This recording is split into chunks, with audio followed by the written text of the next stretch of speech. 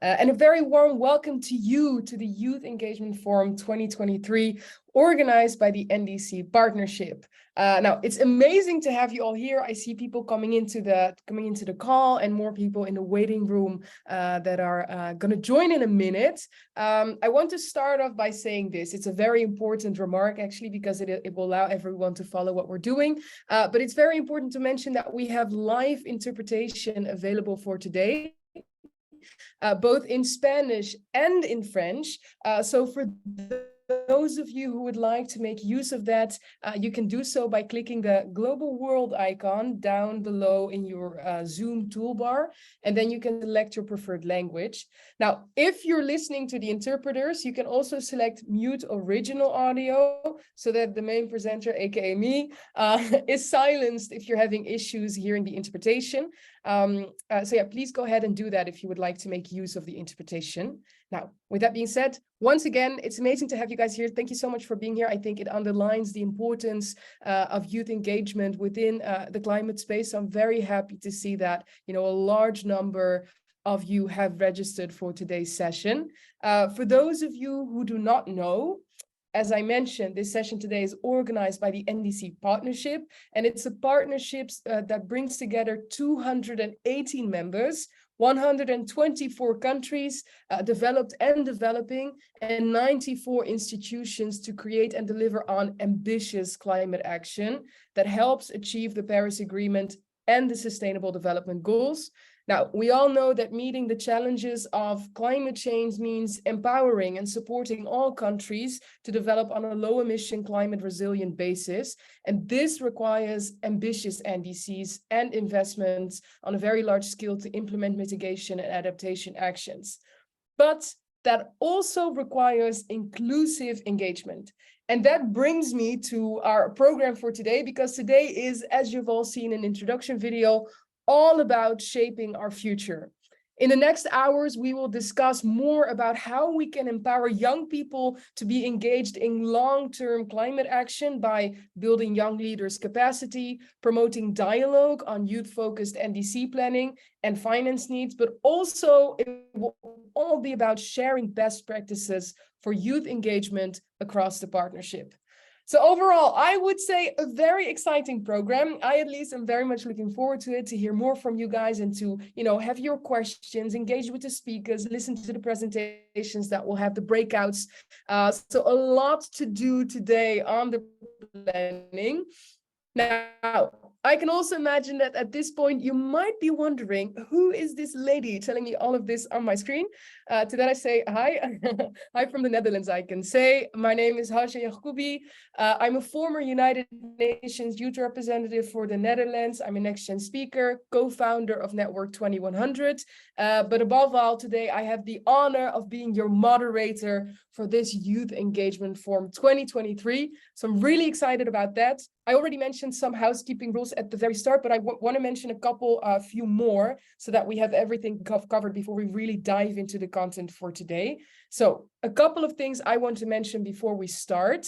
Since we're in this call with a large amount of people and we really want to be able to listen to what is being shared today, I want to ask everyone to please keep their microphone muted. Later on, when we're in the panel, there will be a Q&A function on your screen through which you can pose your questions. But if you keep your guys' microphone muted, that would be amazing. If you want to turn your camera on, that would be encouraged. That would be super nice to see each other in this call. Now, a lot is going to be shared today, and I just want to say, if something is being shared today that really resonates with you and you want to share it online, please do so. And please also use the hashtag YEF2023. That way we can sort of afterwards see all the snippets and thoughts and little ideas and mind swirls that people have shared on the basis of today, which I think would be super nice. Another thing that's important to note is that we do have the live interpretation for the plenary programs here, but unfortunately, we will not have live interpretation available during the breakouts in a short moment. So for anyone listening to interpretation and wishing to participate either in Spanish or in French during the breakouts, please change your name in Zoom such that it starts with either an F if you want to follow it in French, or an S if you want to follow it in Spanish. And that way we can place you into specific breakouts that pertain to your specific language later on. So please do that now if you haven't yet. Also, if you have any technical issues during the event, please use the chat feature. You can find that as well in the Zoom toolbar, and a member of our team will then try and offer you support. Finally, as you can probably see in the corner somewhere, this event is being recorded today and it will be shared on other virtual platforms after today. So if you want to watch it back another time or twice or thrice or 100 times, you're very welcome to do so, and that will be able and possible for you. Now, while we allow others to join in the next minutes, I am very curious in the meantime to learn a little bit more about you. I mean, I've told a little bit about myself. I've told you a bit about the program, but I'm actually really curious to chat with us today. So I have constructed a little game. It's straightforward, but it's quite fun, I would say. I have some statements prepared, which I'm going to read out in a bit. And if the statement applies to you, then please make a little heart on your screen like that. You can do it in this way. You can also do the Gen Z way. Then you just do it with your 2 fingers. I mean, some people do the half heart. And to those of you that are in their scrubs or in their pajamas and are like, no way that I'm turning on my camera today, don't worry, don't fret. There is also the Zoom function, of course, where you can place a little heart on your screen, so you can also join. Now, that being said, I am curious to hear from you.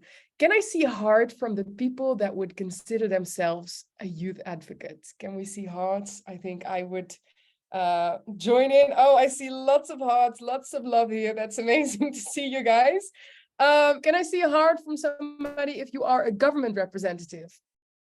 Can we see hearts in the chat? Government representatives coming through. Oh, I see some hearts coming through, not as much as the youth advocate. So I think we have a good, solid youth basis here today, which is great.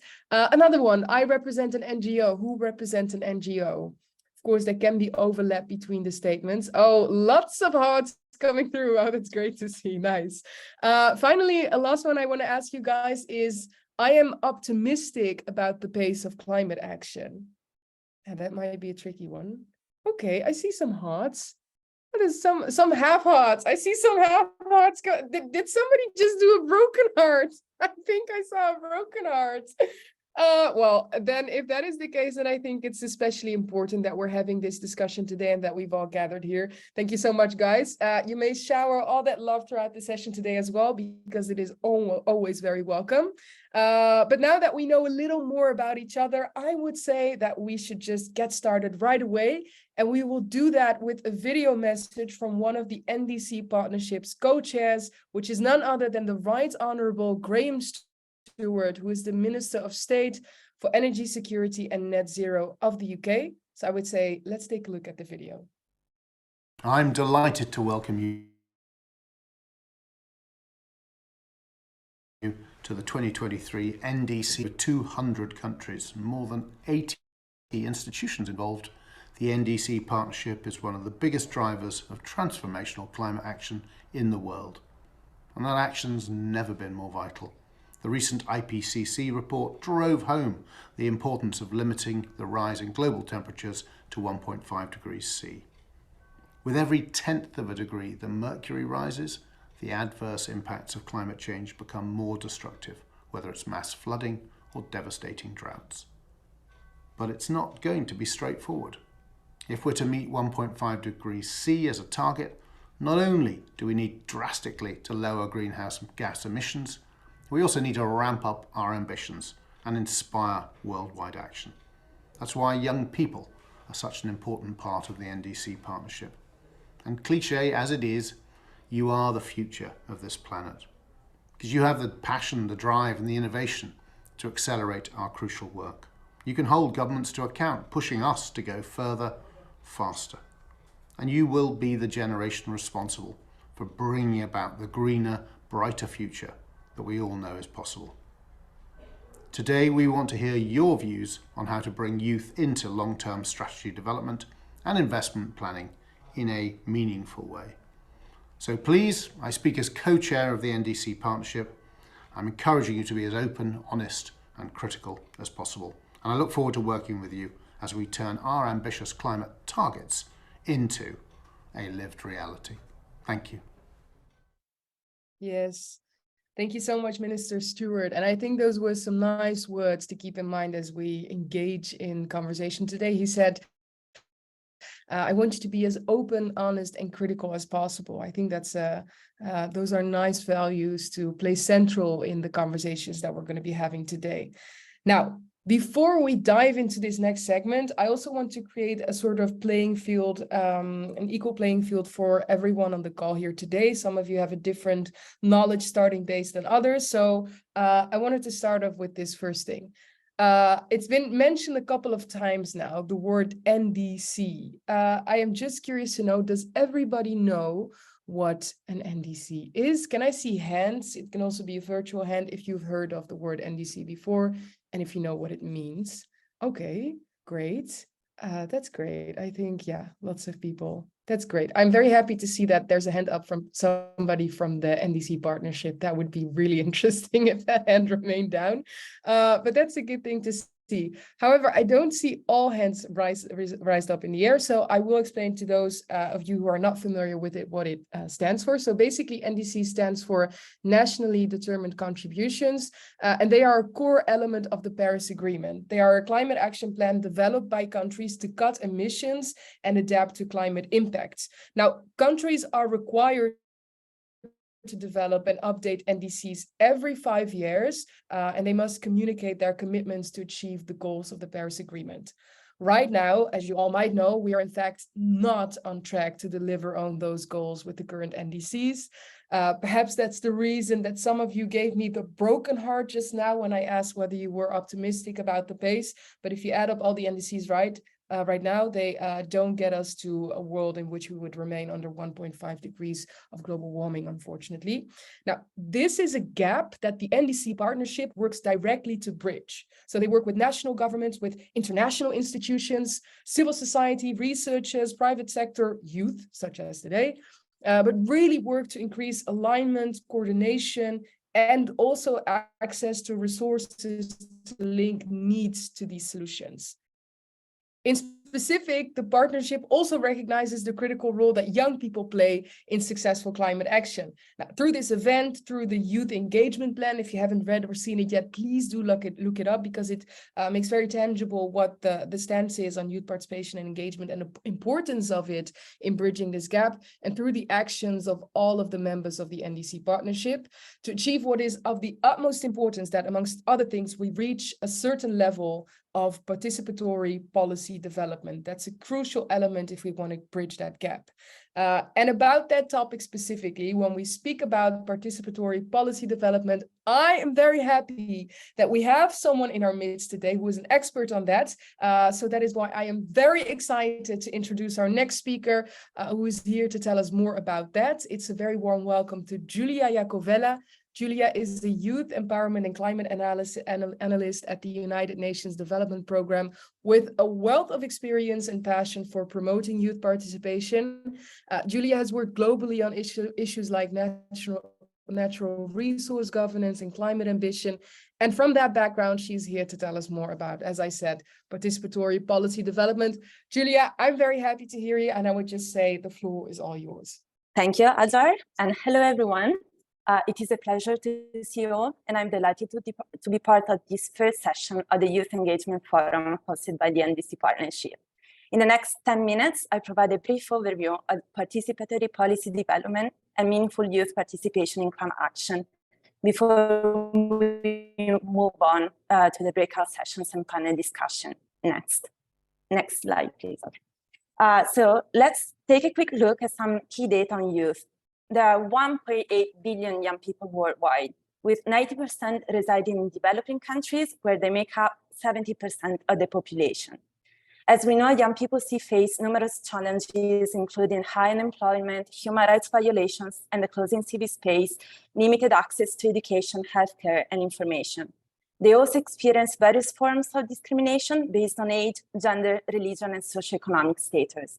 Despite these barriers, young people have been driving positive change, showing remarkable resilience in the face of climate change, biodiversity loss, global pandemics, conflicts, and political socioeconomic instability. Next slide, please. So engaging young people meaningfully and recognizing the leadership in climate action has a triple rationale. First, a demographic dividend.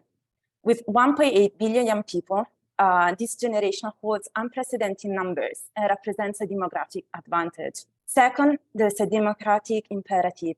Meaningful youth participation is a human right, fostering intergenerational solidarity and accountability in decision-making processes.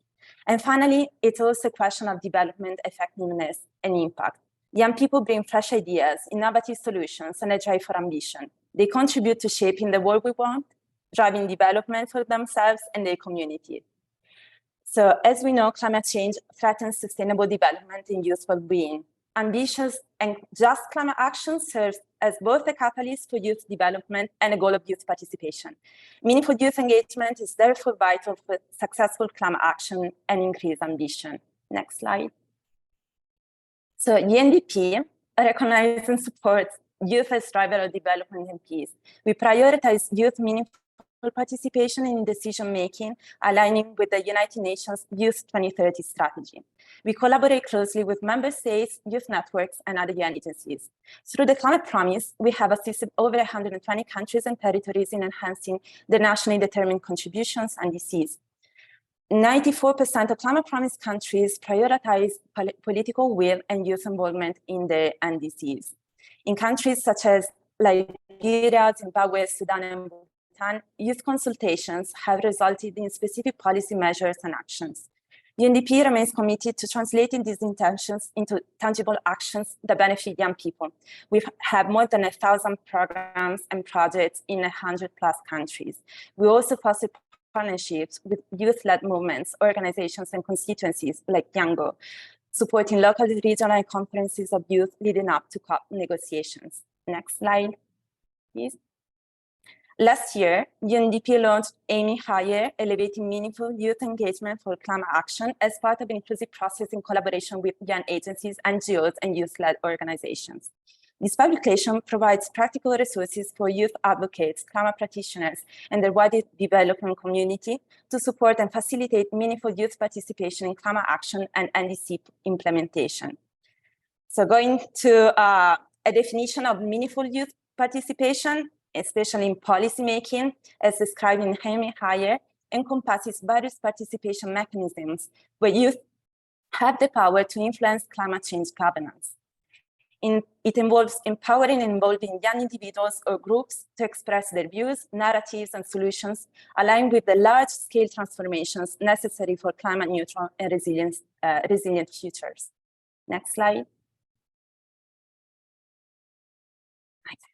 So meaningful youth participation is about expanding the scope for young people to engage, ensuring their involvement in all cycles and levels of governance, including in multi-stakeholder setups, where youth can have different roles and meet with different stakeholders and contribute to policies and politics, and also influence in the institutions where decisions made about climate and environment are taken.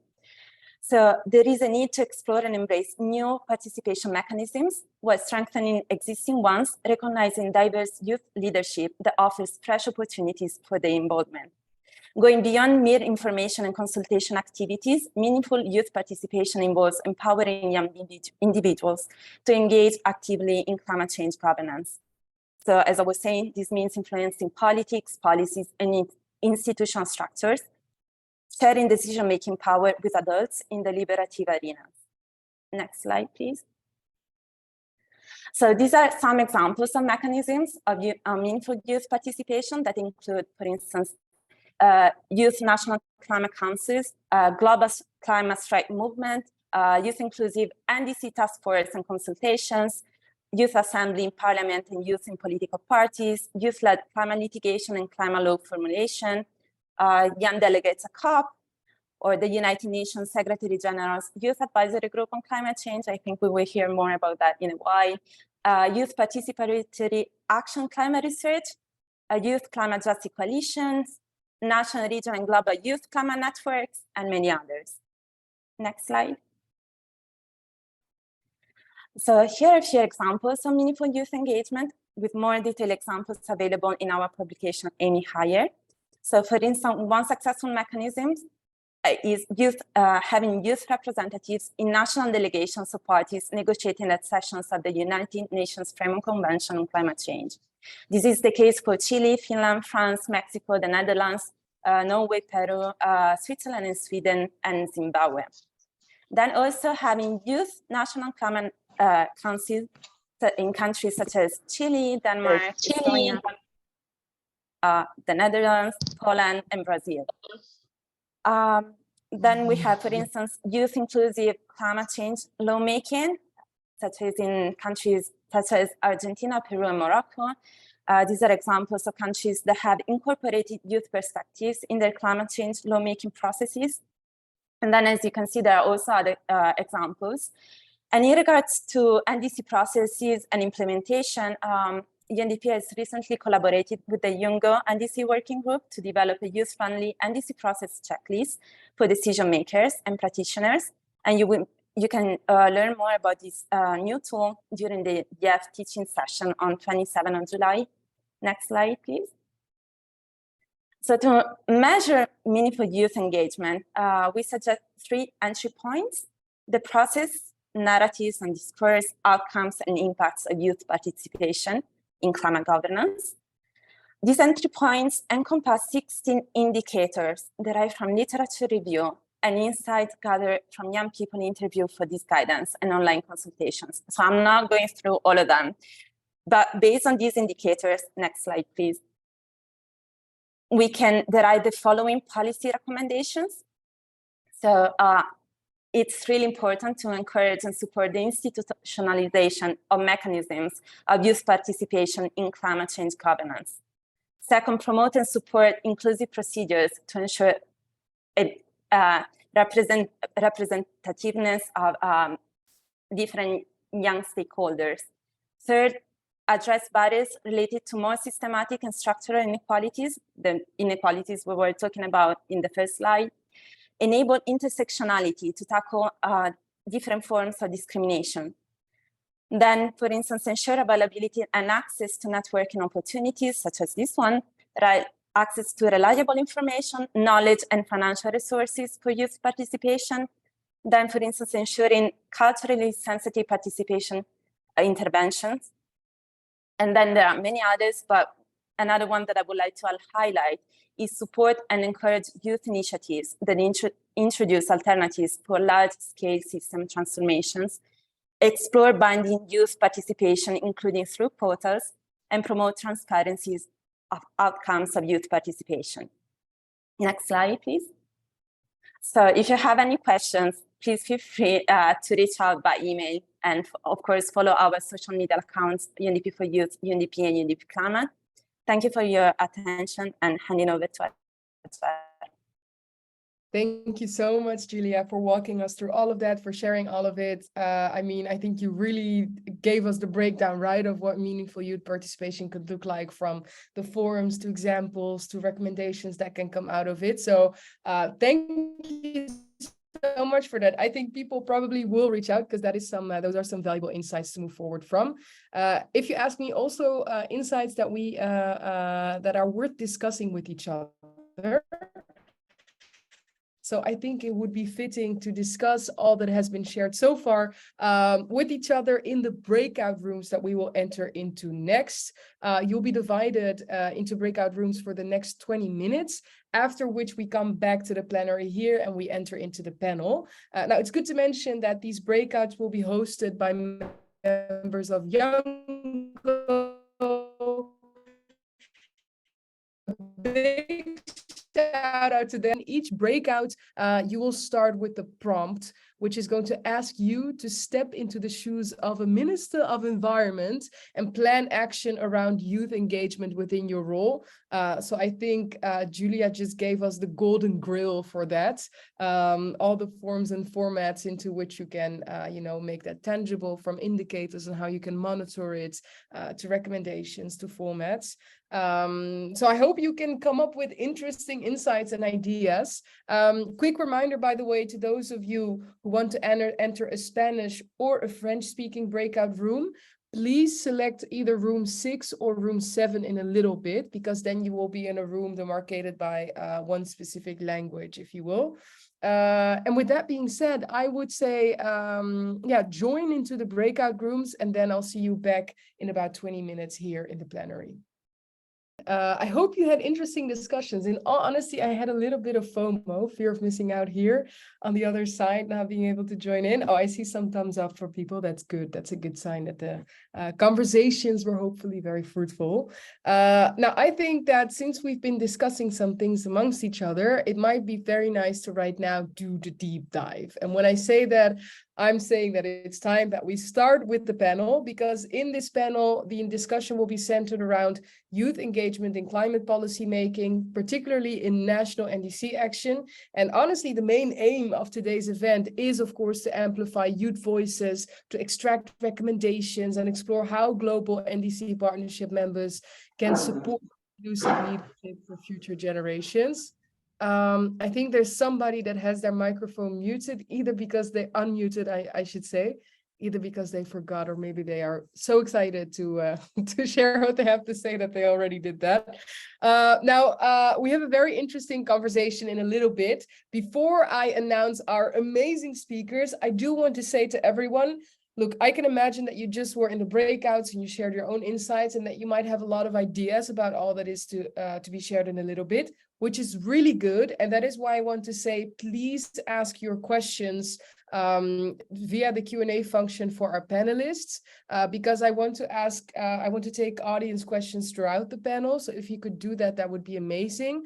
And if you would prefer, and actually I would also prefer it that way, if you can include to whom the question is addressed, that would be even greater. That way we can pose it very directly to somebody, but if it's a general question, ask it as a general question. Now, with that being said, I am very delighted that we have the following speakers in our midst to join in this panel for today. First off, we will be joined by Mr. Javanik Henry, who was recently appointed as the first Caribbean representative for the UN Secretary General's Youth Advisory Group on Climate Change. Javanik, it's amazing to have you here. It's good to see you. Then we also have Mrs. Jeannette Larue, who is the Director for Public Education and Community Outreach in the Ministry of Agriculture, Climate Change and Environment in Seychelles. She has over 25 years of experience working with young people and in environmental education. So also to Jeannette, very happy that you will be in our midst in a little bit, perhaps. When I'll see her join in the panel. Then we also have Mr. Mohamed Okash, who is a researcher, educator, and ecosystem builder. Currently, he is founding director of the Institute of Climate and Environment at CIMAD University in Mogadishu. Mohamed, it's amazing to have you here as well, so it's good to see you. Then we have Mrs. Antoinette Molele, who is an advocate and consultant focusing on the topics of climate smart agriculture, food systems, and more. It's a whole array list of expertise that she has. She is also a Botswana negotiator at COP and leads the agribusiness hub of the Global Climate Smart Agriculture Youth Network Secretariat. Antoinette, it's an honor to have you in our midst as well, and I'm curious to hear from you in a little bit. But then we get to the last person, and we always say last, but definitely not least. That is Ibrahim Mohammed, who is a climate justice activist, a digital storyteller, a grassroots organizer, and a certified teacher. So Ibrahim, I'm very happy to have you here in our midst as well. Welcome to all of you. It's great to see you. Did you get to join just now in the breakout rooms? Yeah, I see some nodding heads. How were they? Did you hear some interesting insights? Does somebody want to share? I joined group 3 and they were giving out great examples, great solutions. And I was like, man, we got all the solutions we need in this world. Oh, that's good. That's good. That's good. Okay, to all those people in breakout room 3, if you want to send in your questions or remarks or even just comments, please do so. Again, it's adding to my FOMO, but it's it's good to hear that it was so nice. Hey, as I said, this panel is really all about extracting recommendations, sharing best practices, and also for all the partners, for example, and members of the NDC partnership, what can they take away from this segment to, increase their youth engagement in all the work that they do. So in light of that, Jovanik, could I start with you? I think I mean I don't even want to start with a question, but I think I should start with saying congratulations, because it's such a unique role that you're fulfilling right now in the as part of the UN Secretary General's Youth Advisory Council on climate change. I was just curious to hear from you. What are you hoping to accomplish working with other members of the Youth Advisory Group altogether? Yes, thanks. First of all, let me just commend the NDC Partnership for continuing this youth engagement forum, which in fact is playing, I think, a useful role in ensuring that we have this sort of mutual exchange, which is so critical within the whole scope of climate action. Of course, going directly to your question regarding the SG's Youth Advisory Group. So in a nutshell, of course, our primary role is to ensure that we provide practical recommendations. After all, we understand that at this point in time within the climate action space, that there is a need for accelerated action. And our main sort of efforts is aimed towards ensuring that we provide that unique youth perspective to ensure that the Secretary General's climate action agenda can be fulfilled, and also calls for accelerated action. But of course, in doing this, we cannot do it alone. And primarily one of our key roles involves engaging with young people, such as within such spaces and within our respective regions and so on. Of course, you'll understand that coming from the Caribbean region, I have this sort of soft spot for our small and developing states. So definitely my sort of main focus is ensuring that, one, we ensure that the voices, particularly of young people, and the key concerns coming from young people from these areas are heard and also can reach to the highest level. Secondly, in terms of ensuring that the youth voice in policies and NDC implementation within our respective countries are quite at the heart of it all, as we do believe that having young people at the heart of the climate action process is crucial in ensuring that we can have effective climate action. And thirdly, in ensuring that we can support through our networks, and ensuring that through this role we can support existing initiatives, because we do acknowledge that there are existing, I mean, even within this group here, we have existing solutions that have been implemented, and to see how we can support in scaling that up, both in terms of ensuring access to finance and, of course, technical support in that regard. Yeah. Sounds Because great. something really interesting. Yeah, thanks. Yeah, no, thank you so much. I see that Jeanette is also with us with camera. Hi, Jeanette. I'm very happy to see you. Welcome. But just touching upon what you just shared, Jovanik, I hear you also mentioning you're there as a representative from the Caribbean region. You're specifically from St. Lucia, and I like that you said that the group is also about giving practical examples of how we can move forward. So I was actually curious also to know, how are young people in St. Lucia, for example, already contributing to building, a more sustainable socioeconomic development agenda, if you will? Do you have any very concrete examples of how that is being done in your country right now? Yeah, certainly. And I can probably look at it within three main areas. First of all, one at the grassroots level, where that involves both in terms of our advocacy efforts and also in terms of resource mobilization, because we do recognize that as young people that we do have a role to play in supporting the national efforts, particularly with NDC, not only the implementation, but also within the policy development and also the implementation component. So of course we are... Sorry. So on the grassroots level, I was curious if you had like a concrete example of how that is being done, or...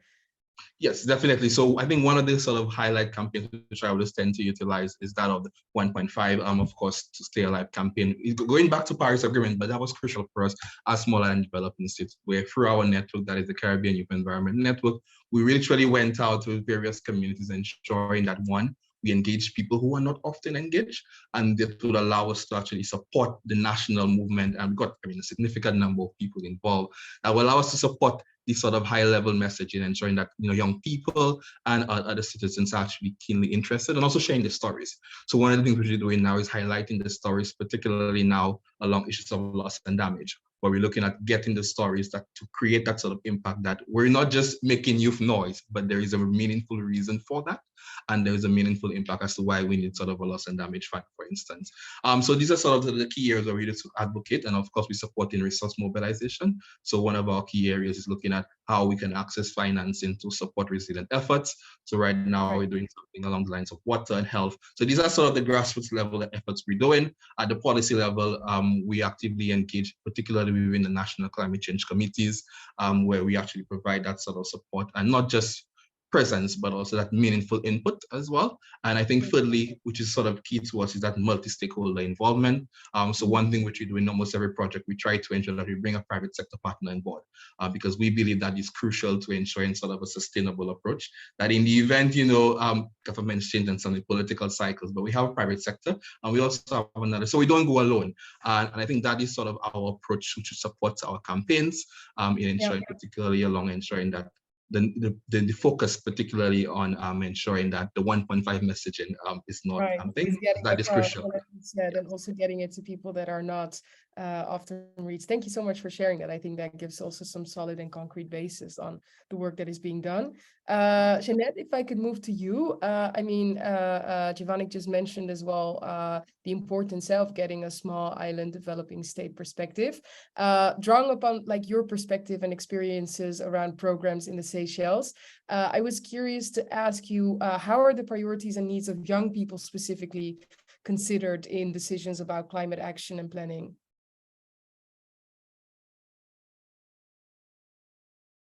Oh, I think you're still muted, Jeanette.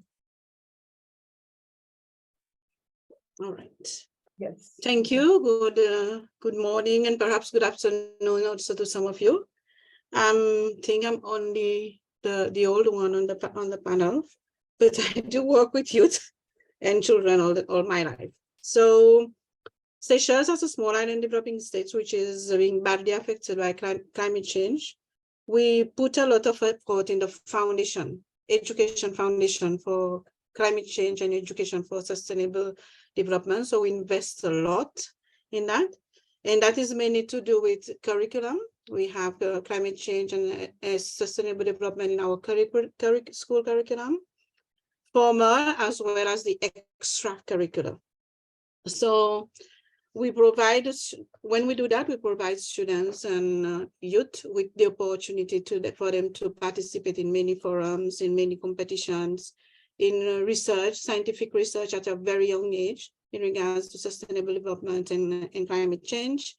And but we are seeing the results of the foundation that we've started a long time ago.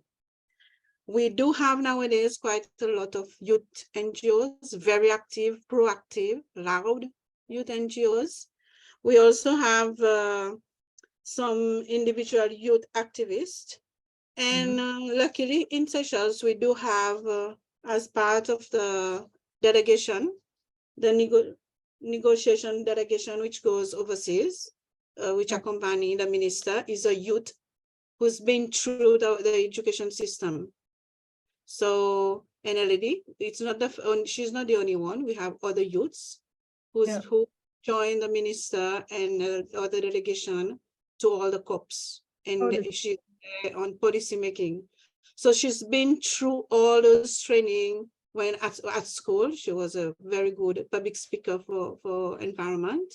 We have, and I can say that Seychelles, we have some very strong voices when it comes to environment and climate change from youth, which get the government or policymakers to change things. For example, the ban of plastic bags, single use of plastic, ban of balloons in the country. All of this comes from the youth, children, and NGOs. Wow. So, and we also have the National Youth Assembly, where you can also voice out their opinion. And we are very, very lucky this year. The Speaker of the National Assembly is a very young climate and sustainable development activist who is now the Speaker at the National Assembly. So a lot is done to prepare our youth, but we do still have some challenges for sure, especially with regards to funding. They need funding, they need training, which we do not really have. Because we have a lot of projects going on which children and youth are participating. So a lot of money is spent in those projects, rehabilitation projects, for example. Would you say that is the biggest bottleneck? Because I hear all the things that you're doing on capacity building, you're providing, you've made, climate part of the curricula, you've You have these people that are trained, young people that are joining to COP, but like the biggest constraining factor into widening that, is that finance? Would you say that? Yes, sometimes the funding, for example, when we have, goes more in big projects, adaptation projects, because there are projects which have to be done, especially, for example, the coastal rehabilitation, because this is where climate change is affecting us a lot in Seychelles. Absolutely. So instead of giving it to youth for other building capacity. Right. Yeah, I can imagine, especially if there is a more heavy strain on the country, being a small island developing state, you know, so much more prone to, you know, being hit with all these effects of the climate crisis first. Yeah, making sure that enough funding for capacity building in that sense is still being presented is very important. I actually thank you so much also for sharing, Jeanette. If I may, I would actually like to go to you, Mohammed, because you know, Jeanette, she spoke about how climate is being made part of the curricula and how much that has brought, right? You see all these young people that are joining to delegations that are, you know, making themselves heard within the country because they've been given the opportunity to learn more about it, to, you know, develop their understanding of it. You know, as the director of an Institute of Climate and Environment at CIMAD University, I was curious to hear from you, how would you say that the role of education and research plays into national and international policy making around climate?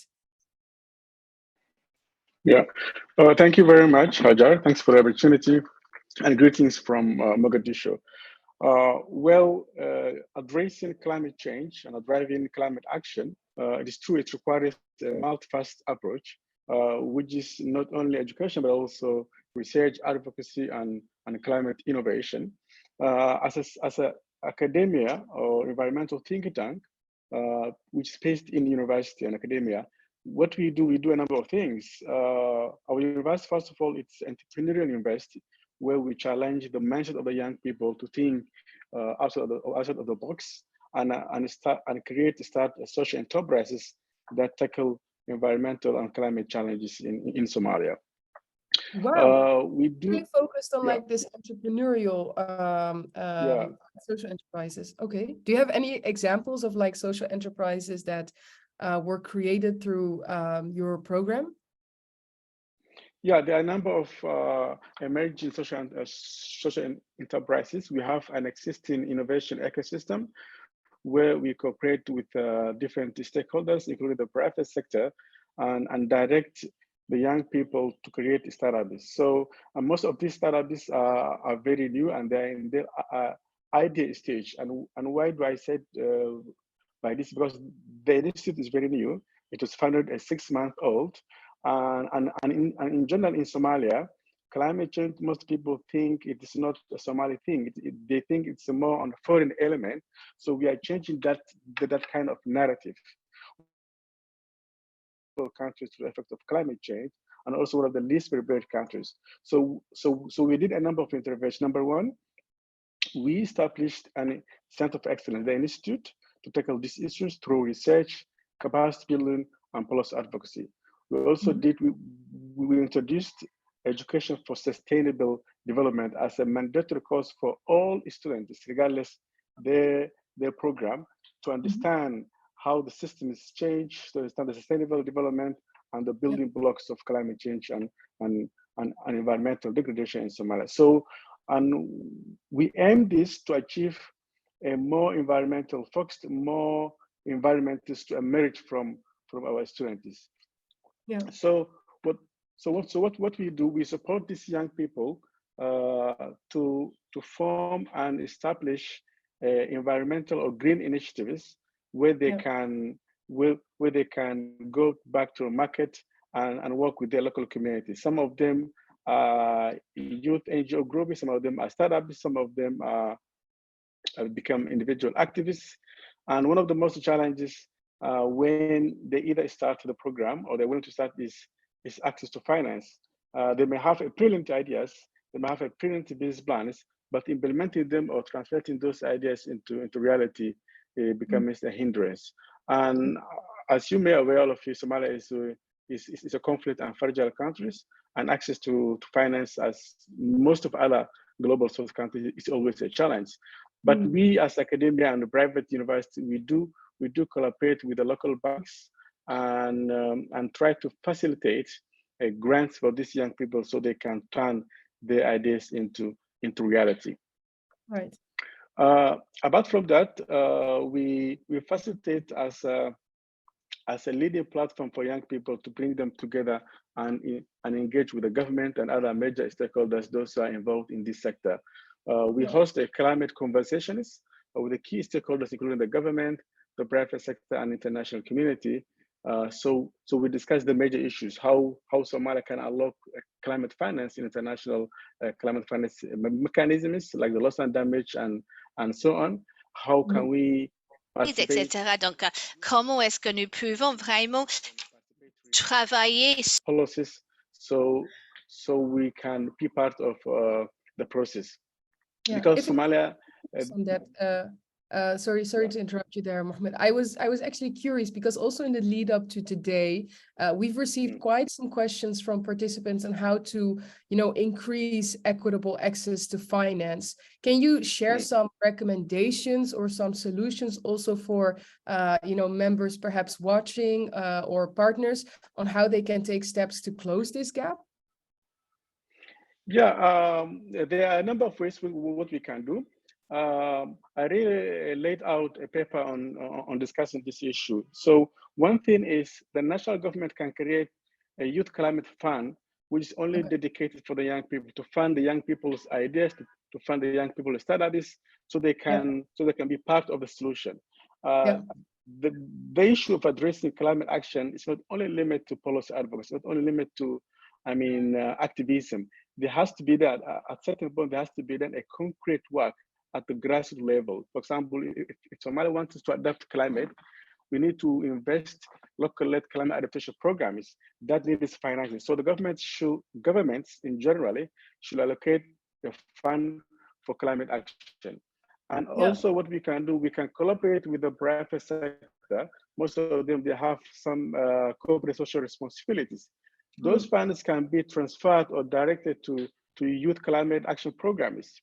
Right. They already existing money, they already existing programs, but the direction should be for climate. Since climate is an urgent matter, so we need to there's a gap between the action and the crisis. So we have to I think re-engineer the action base, the action base, and also the urgency of the matter by directing a lot of resources. Exactly, because those are two very complex things, right? I want to add one more. You may add one more. Yeah. Most of the developing countries, including Somalia, we have a huge support. We receive and enjoy a huge support from the international community. For instance, nearly 70% of our national budget are supported by foreigners, are supported by donors. So what they can do, they can be a multi-partner fund by the international community to support climate action through universities or CSOs.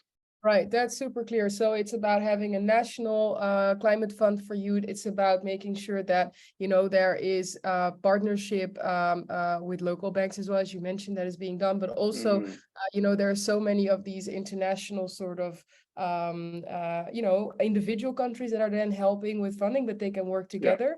And it's about making sure that, when we talk about responsibility from like a corporate perspective, of course, engaging and empowering youth is an important element. Thank you so much, Mohammed, for everything that you shared. I want to move on to Antoinette, but before I do that, to everyone listening, if there's anything that you want to ask a question about, please do ask it through the Q&A function. You guys just submit your questions, and then I promise that I will try my best to pose as many of them as possible to our panelists. So please do so if there's anything that you want to ask or share. That being said, Antoinette, can I move over to you? Because when I was reading, I always say when I was reading in on your background, but basically that's a nice way of saying when I was stalking you online, I saw that you are an expert in such a wide array of topics, but I was specifically intrigued to see that you're also like doing a lot on climate smart agriculture. which also made me very curious. If we dive into that sector specifically, could you share maybe what some of the challenges are to engage young people in decision-making in the agricultural space? And also, what is your own experience very specifically within that field? Okay, thank you very much for the question. I think the most important challenge that I'd say I have been facing, and some of the people that I have been dealing with as one of the youth, is youth inclusion. How we define youth inclusion as youth versus everyone else, versus the world, versus our people currently in decision making, how we define it, whether we are capacitated enough to be able to be included in such spaces, or it's just inclusion for the sake of numbers. What do we mean by inclusion, and are we ready for getting that kind of role? You know, it's so important to note that as much as we're talking about the youth and decision making, tomorrow the youth might be someone different from who the youth is right now, and just the inclusion alone, it adds on to that part as well. The power we have as youth, are we using it well? Are we exercising it well? Do we understand the kind of power that we have? So much that we could even better define the youth inclusion that we're talking about, and how much representation we have in decision-making platforms. I've seen opportunities, or let me say instances, where representation of youth is so low that even if they set off an impact from the youth, it's not as strong as it would have been. And making sure that even if it's not strong or it's not so much, how much impact is it making in the future? Are the decisions that are being made at that time going to be able to make the kind of impact that the young people or the children right now, who will be the youth tomorrow, will be benefiting from such kind of decisions? So I believe those are some of the challenges that I could say we're having in that regard, because even as we keep saying that everyday decisions are being made, but we still feel marginalized. What does that mean then about youth inclusion? Is it still lacking? Should you still be working on it? But other than that, just talking about the agriculture, it's such a great opportunity because it stands on its own as a diverse sector where we could learn, where we could be creative, where we could bring a lot of innovation, and most importantly, where we could find ways of taking climate change not just as a monster as it is, but also seeing how we could work in a way that we become innovative and in the same space working towards environmental safety, towards reducing emissions and all that. So the creativity alone just creates a great opportunity for everyone to almost want to venture into the sector. I like that. It sort of taps into what Mohammed in a way was saying as well, right? About these people coming there and really seeing the potential of, innovation, and whether that's the digital sort of innovation or a new way of thinking. I like those examples for sure. Thanks for sharing that as well. Ibrahim, if I can move to you.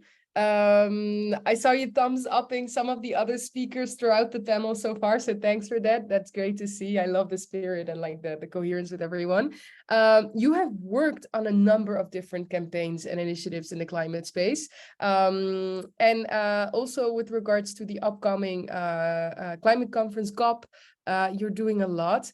I know that you're doing a lot on the global stocktake as well with regards to that, but can you share what is unique about your current efforts around the global stocktake, and maybe also how is the role of youth leaders and scholars important to this process specifically?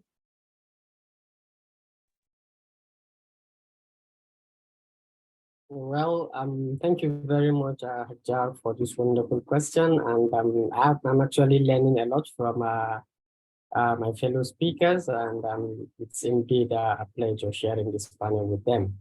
And taking a look at the global stocktake is actually a critical component of the Paris Agreement, which is an international commitment towards combating the climate crisis.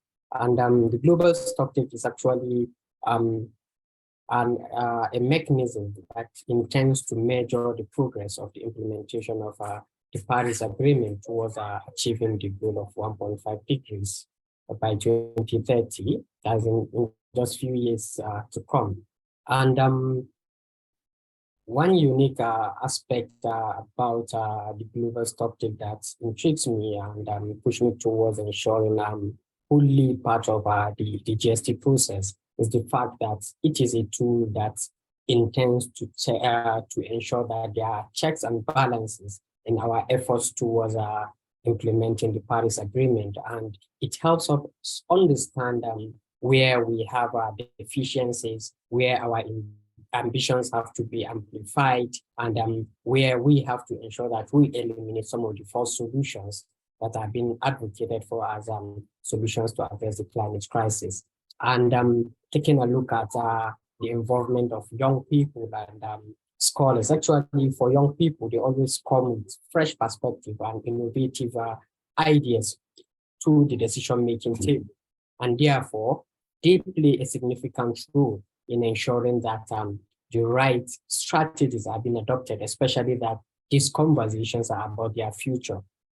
So it's very, very important that young people are center stage when it comes to the global stocktik. And then take it at scholars, especially scholars that have that are experts in climate-related issues. They have the skills and the capacity to analyze some of these issues, incorporating both political, social, economic, and policy perspectives into addressing the climate crisis, because most of the issues that keep setting us back with regards to implementation of the Paris Agreement, some of them are economic issues, some of them are political issues, whereas some of them are social issues. So when we bring about this, that, Ibrahim, I see that there's also a question in the chat from Marco, and maybe you could answer this question since, I mean, you've been working on so many programs and projects and campaigns, because you're mentioning, right, about the contribution of young people. It's so fundamental and it can be so different in nature what it's about, either economic or social, as you mentioned, very specifically climatological. Marco is asking, what are some of the things to consider in that process of implementing initiatives or projects on climate change as a young person? Do you have any tips for young people perhaps that want to specifically for the global stocktake or for COP28, or in a different format want to implement their initiatives? What sort of things should they consider? Well, I think one of the best thing to do is to understand, to have a whole holistic understanding of the scenario, try to understand some of the efforts we are putting towards addressing the climate crisis are actually false solutions. And very, very important that we interact with experts within the space to understand which of these initiatives are false and which of them are very, very important in ensuring that we are moving towards achieving the goal of 1.5. And when you say false, do you mean like greenwashing, or what should I think of? Yes. Okay. So it's very important that first off we look at the effectiveness almost of what we're doing. Thank you so much. There is another question for Jeannette. And it's if you could share a little bit more about the experience on the Eco Schools program. Yeah, perhaps very briefly, if you could. Aurelius is asking it. Yeah. Our Eco School program, we will be celebrating 30 years this year. It's compulsory for public schools, and now all our private schools are on the program. It's trying to build sustainable schools, greening the school curriculum. So we go up everything like waste, ecosystem, conservation, climate change. And climate change is a very important issue as part of the Eco School program. So we have in each of our school, we have a teacher in charge of Eco School, which we contact, we liaise with them directly. And on a daily basis, we have the WhatsApp group for all Eco School leaders. So these are teachers. We celebrate or organize activities for different team days. We do trainings for them. And at the end of the year, we assess school. They have to report, come to us and provide reports on on the Eco School program and a sustainable program, education programs starting from January to December. And then we award the most curricula. We award the most environmentally friendly schools, and we try to find out those who are a bit way back, why they are way back, and help them to improve on But that. that I think is fundamental, because I see often, I think it's not just about the things that you're providing content wise, but it's also about that monitoring process, right? About seeing how we improve and how do we make sure that we move forward from there. So incredible that you're paying attention to that. And thank you also for sharing that. Now, everyone, time flies when you're learning new stuff. I'm going to do something a little tricky because we're very, very tight on time, but I just want to give all of you the chance to say one last thing. And when I say one last thing, I actually mean one last word, if you will. So literally one word or two words you may. But as we're approaching the global stock take, COP28, I would be really curious to hear from you. What is the thing that we should all be focused on with regards to enhancing youth engagement, or perhaps something that you will be focused on in your youth advocacy work? I know it's very difficult and challenging to narrow that down to one or two words, but nevertheless, I will ask you to do it. And Jovanik, you're looking so confidently into the camera that I am going to start with you first. So in one word, what is the thing that you will be focused on? I think just one message would be that the need to collaborate, following sort of, collaboration. Sorry, I'm gonna be super strict in this with regards to time, but thank you. But it's about collaboration. I think that fits very nicely into what you shared earlier. Antoinette, would you like to go next? Okay, I was gonna say collaboration, but I think I'll go with climate finance. Okay. We should look out for climate finance and pull it out, because that's what we need most right now. Okay. Yeah, that's great. Okay, climate finance. Well, if you were gonna say collaboration, I think in nature that is embodying collaboration. If you guys are sharing answers, that's a really good way of being connected. Ibrahim, may I go to you next? Yeah, well, for me, I would say meaningful youth engagement, especially in NDC communication. Great, that's amazing. Thank you so much. Jeanette, one word? First thing, we need to keep the networking so that we can support each other. Right, networking into collaboration. That sounds good. And Mohammed, the final word for you, what will it be? I will say invest in the young people. Okay. Great. I think it really ties very nicely into the examples you've given as well, right? About all the innovations, social entrepreneurs, young entrepreneurs in your country that want to do better and do good, but we also need the finance for that. Thank you all so much. Can we have a virtual applause for our panel? Because that was really insightful in such a short period of time, sharing all the insights and wisdom from the work that you guys do is very much appreciated. So thank you so much. And as I just said, that does already bring us towards almost the end of the plenary segment of today's Youth Engagement Forum. In a bit, I will hand over for closing remarks, but please do stay in this call because there's still a full program. We have teach-in sessions after this plenary segment, which I will tell you about. I will tell you about that in a little bit, but for now, I would like to hand over to Simon Ball. Simon is from the UK's Department for Energy Security and Net Zero, and he leads on the UK's engagement with the partnership.